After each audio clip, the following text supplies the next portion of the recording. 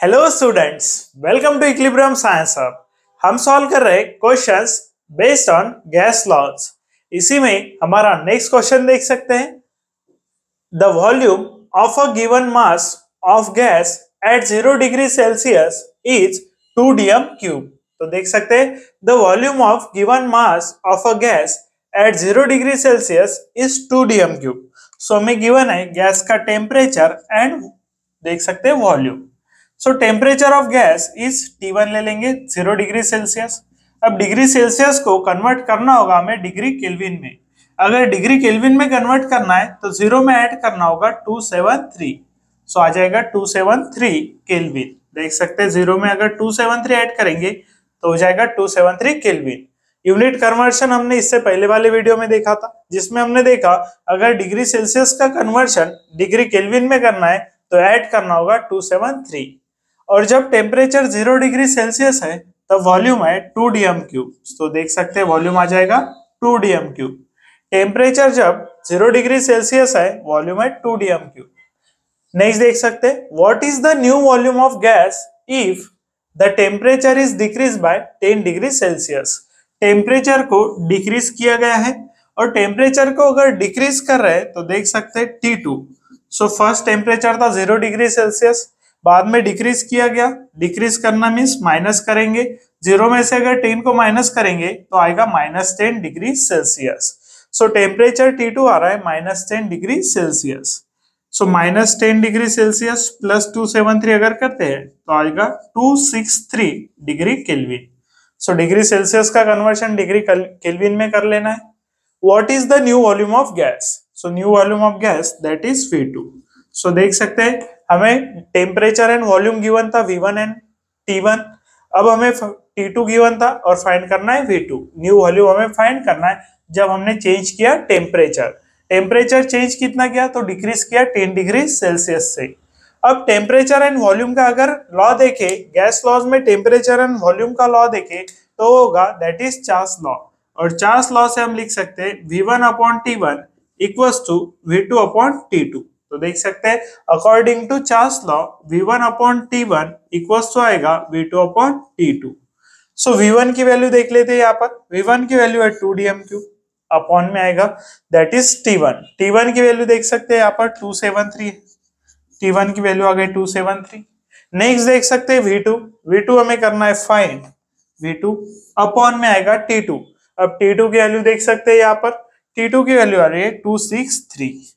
सो देख सकते हैं यहाँ पर फाइंड करना है हमें दैट इज V2 को अगर फाइंड करना है तो इक्वेशन में दैट इज 263 है, इसे शिफ्ट कर देंगे on the left hand side. Left hand side पर जब शिफ्ट करेंगे तो आएगा देख सकते हैं यहाँ पर 273 डिवीजन में आएगा मल्टीप्लाई बाय 263। अब देख सकते हैं यहाँ पर 263 डिवीजन में था, शिफ्ट करेंगे on the left hand side तो जाएगा मल्टीप्लीकेशन में। V2 की वैल्यू करना है हमें फाइंड। सो अब 273 से डिवाइड करेंगे 263 को, या फिर मल्टीप्लाई कर लेते हैं फर्स्ट। 263 को अगर 2 से मल्टीप्लाई करेंगे तो देख सकते हैं 263 को अगर 2 से मल्टीप्लाई करेंगे तो देखेंगे यहाँ पर 263 मल्टीप्लाइड बाय 2 तो आ जाएगा 2 3 जा 6, 6 2 जा 12 दैट इज कैरी 1। देख सकते हैं यहाँ पर 6 2 जा 12 कैरी आएगा 1, 2 2 जा 4 प्लस 1 5, 5 2 6।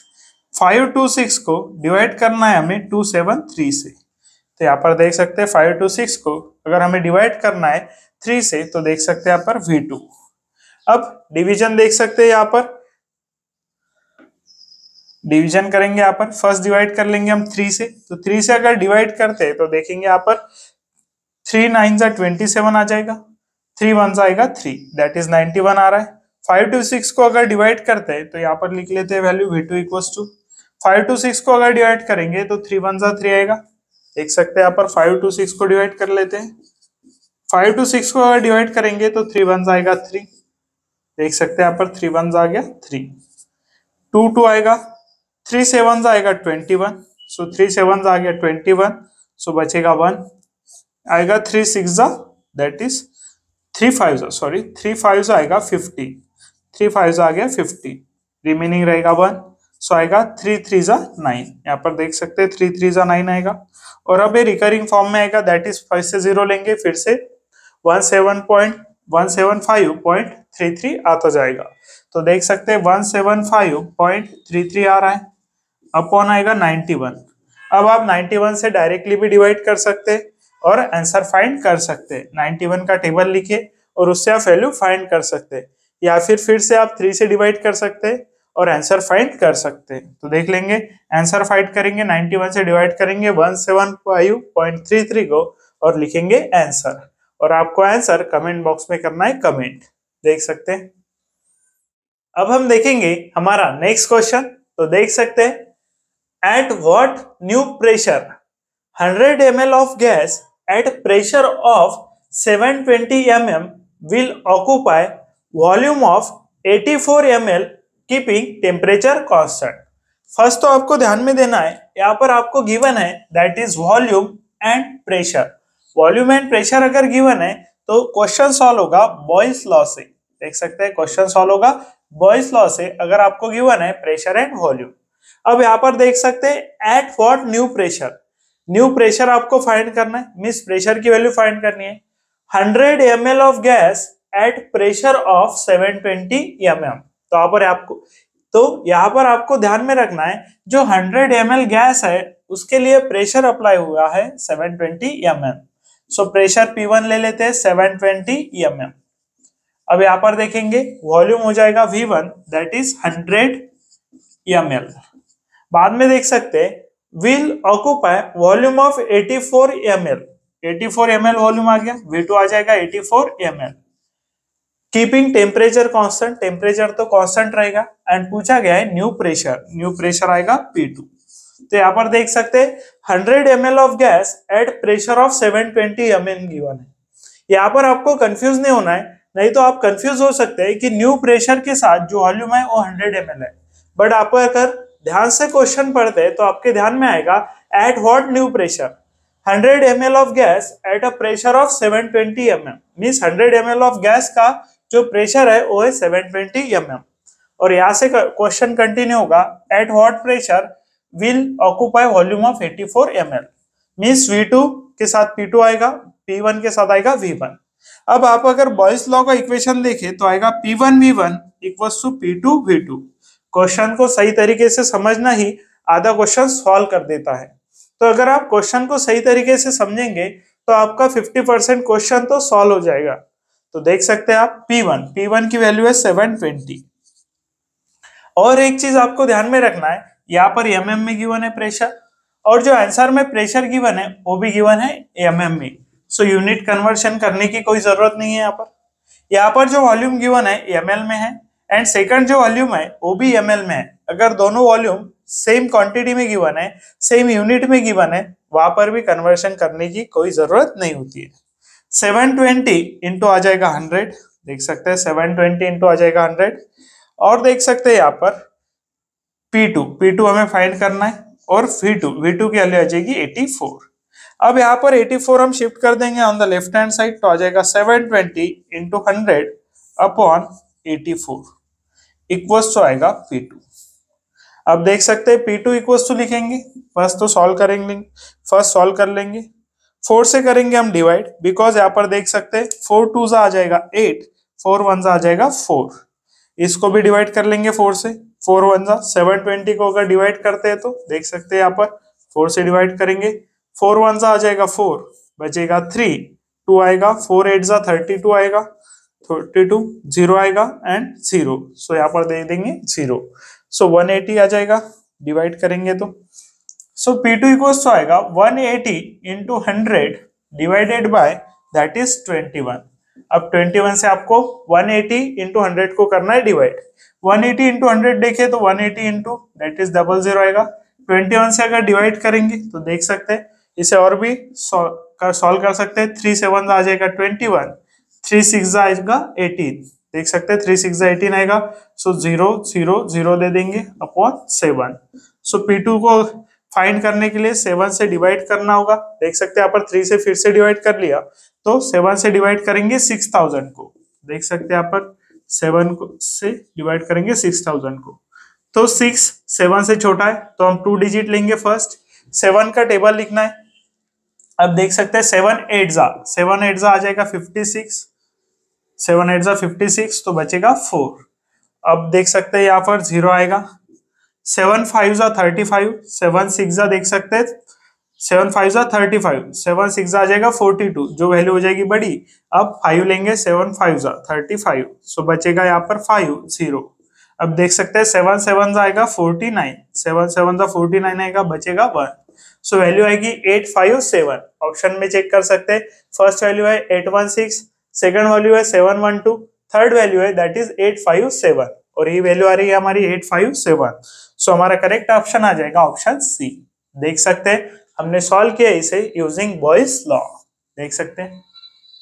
अब हम देखेंगे हमारा नेक्स्ट क्वेश्चन। तो देख सकते हैं what will be the minimum pressure required to compress 500 dm cube of air at 1 bar to 200 dm cube at 30 degree Celsius. तो यहाँ पर अगर देखें तो हमें कंप्रेस करना है एयर को, और एयर फर्स्ट गिवन है volume 500 dm cube. So first volume अगर देखें तो 500 dm क्यूब गिवन है। 500 dm क्यूब आ जाएगा फर्स्ट वॉल्यूम। प्रेशर आएगा 1 बार, सो P1 आ गया 1 bar to 200 dm cube. So volume change करना है हमें, दैट इज ऑफ एयर का वॉल्यूम करना है चेंज 500 से 200 तक। अब हमें कैलकुलेट करना है कितना प्रेशर रिक्वायर्ड होगा to change volume from 500 to 200। Volume 500 से 200 तक चेंज करने के लिए प्रेशर कितना रिक्वायर्ड होगा। और यहाँ पर अगर टेम्परेचर देखें तो टेम्परेचर सिर्फ आपके लिए कंफ्यूजन क्रिएट करने के लिए दिया गया है। आपको जो रिक्वायर्ड है, आपको क्या कैलकुलेट करना है, प्रेशर। अब यहाँ पर शुरुआत में दिया था 500 dm क्यूब वॉल्यूम, उसका जो प्रेशर था 1 बार था। अब 200 dm क्यूब है और आपको पूछा गया है प्रेशर। तो कंफ्यूज नहीं होना है, क्वेश्चन को अच्छी तरीके से समझना है। यहाँ पर टेम्परेचर कांस्टेंट गिवन है, टेम्परेचर में किसी तरीके का चेंज नहीं गिवन है, तो आपको कंसीडर करना होगा टेम्परेचर कांस्टेंट। और यहाँ पर जो लॉ यूज होगा टू कैलकुलेट वो होगा बॉयस लॉ। देख सकते हैं बॉयस लॉ से कैलकुलेट करेंगे हम प्रेशर। अब इक्वेशन देख सकते हैं बॉयस लॉ का, P1 V1 equals to P2 V2। अब P1 की वैल्यू देख सकते हैं यहाँ पर 1 बार है इनटू, अब यहाँ पर अगर देखें तो प्रेशर 1 बार गिवन है और ऑप्शंस में जो प्रेशर है वो भी गिवन है बार में। सो इसे कन्वर्ट करने की जरूरत नहीं होगी। यहाँ पर वॉल्यूम अगर देखें डीएम क्यूब में गिवन है, इसे भी कन्वर्ट करने की जरूरत नहीं होगी। तो देख सकते हैं सेम यूनिट में होनी चाहिए वैल्यूज। P1 1 है, V1 500 है, P2 देख सकते हैं यहाँ पर कैलकुलेट करना है एंड V2 की वैल्यू है यहाँ पर 200। तो देख सकते हैं यहाँ पर कैलकुलेट करना है हमें, दैट इज P2। P2 को अगर कैलकुलेट करना है 200 को शिफ्ट करेंगे on the left hand side, left hand side पर शिफ्ट करेंगे तो आ जाएगा 500, यहाँ पर मल्टीप्लीकेशन में शिफ्ट करेंगे तो जाएगा डिवीजन में।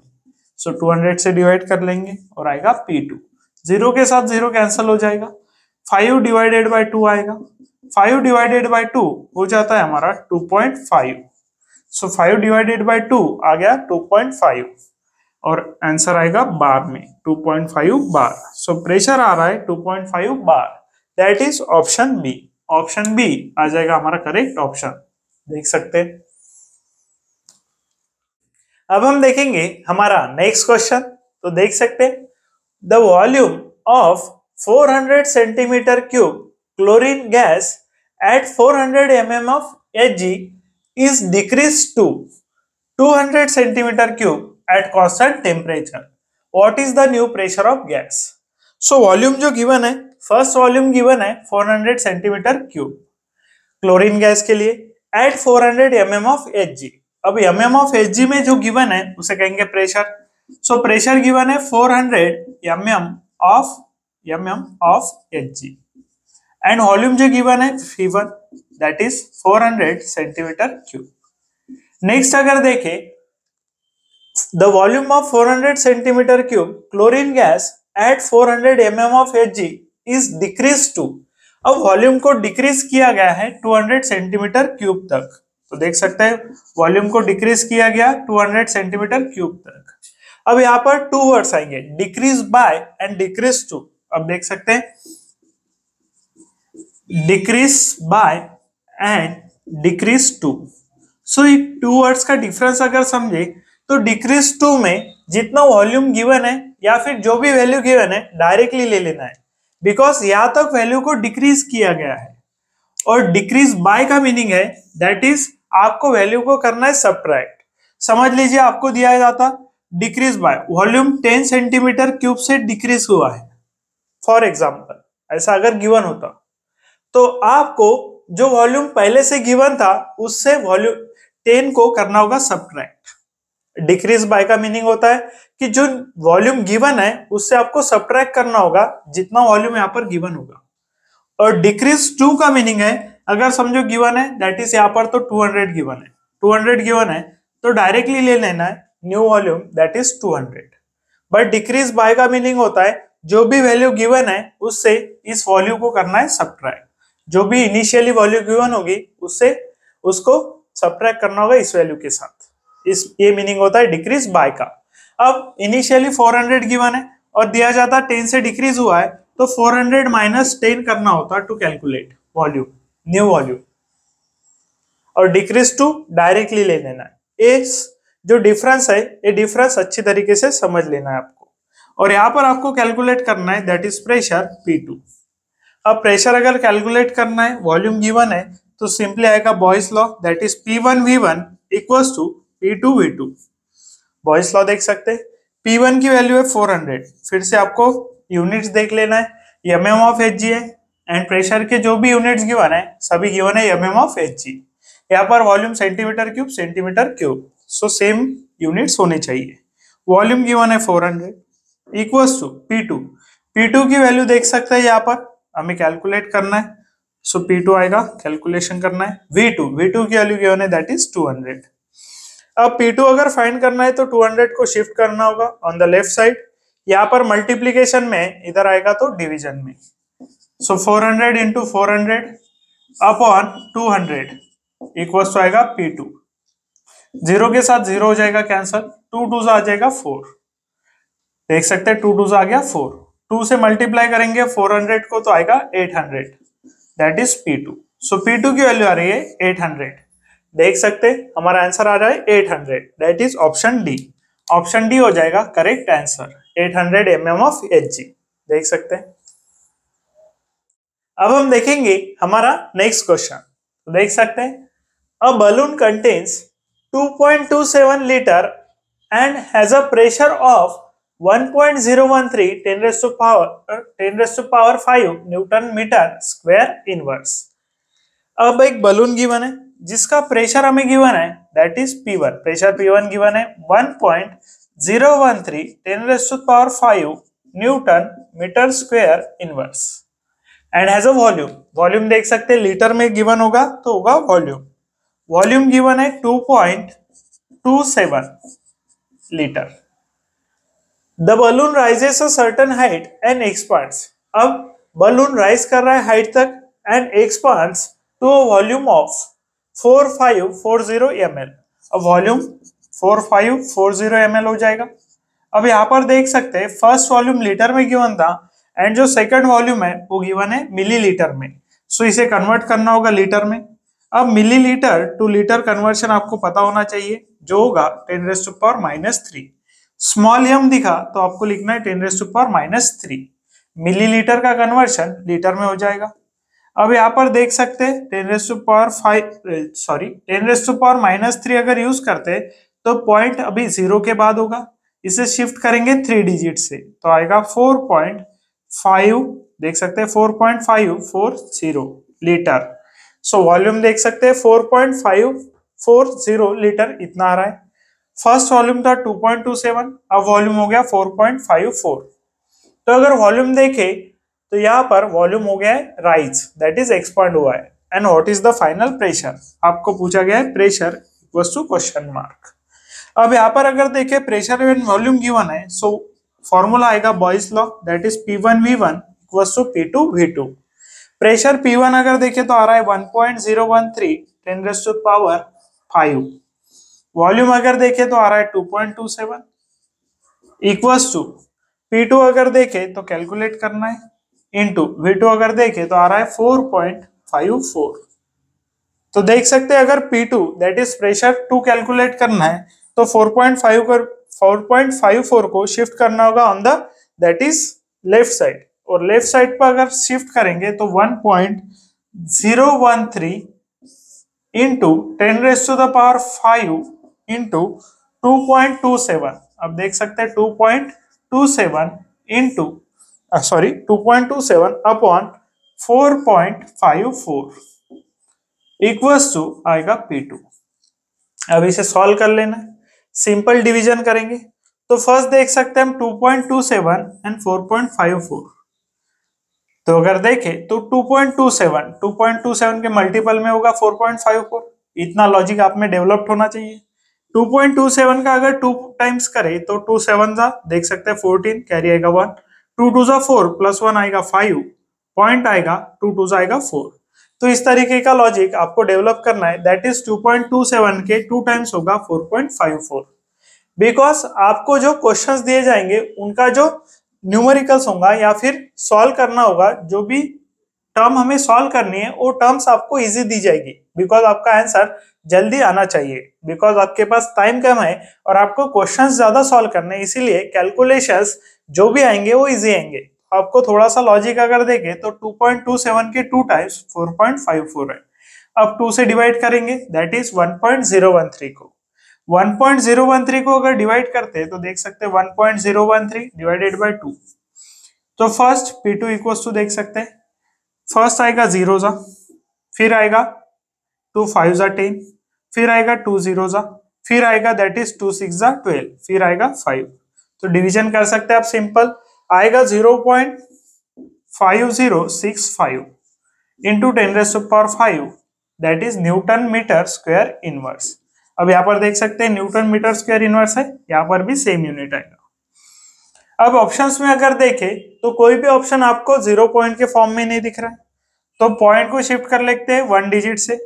1 डिजिट से अगर शिफ्ट करेंगे तो 5.065 आएगा, 10⁵ की जगह आएगा 10⁴ newton metre square inverse. So pressure 2 आ रहा है 5.065 10⁴ न्यूटन मीटर स्क्वायर इनवर्स।